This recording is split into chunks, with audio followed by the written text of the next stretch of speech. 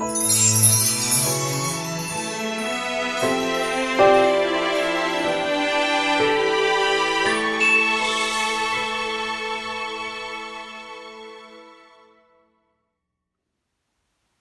y'all, welcome back.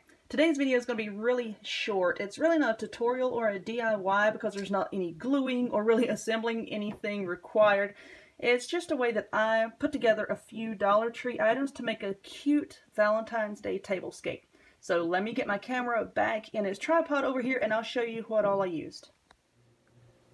Okay, so like I was saying, this isn't really like a tutorial or anything because there's really nothing to craft, nothing to cut or glue or paste or put together. It's really just to show you guys an idea of just how you can arrange things to make a cute little tablescape. My Dollar Tree had these cute mirrors. They had gold frames, thin gold frames, and then they had some of these wider silver frames. I really, really liked the wide silver frames the best, so that's why I got that one. And then they had these, you hear that? It's like they're ceramic or whatever that they use. I know it's not porcelain, so I'm going to say ceramic. They had the word love in silver, pink, and red. And for this one, I do have a pink one, but for this one I used the red one. And then they had a bunch of these candles with a bunch of different types of Valentine's Day prints on them. I was going to be using a mixture of red and white, red and pink table scatter. So I wanted a candle that had both red and pink on it, and this one did. So I just used that candle.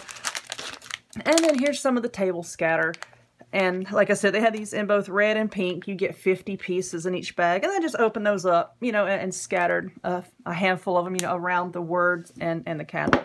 You know, it's just something cute to throw together, you know, put on your coffee table or on a shelf or something. Kind of like a little tablescape type deal.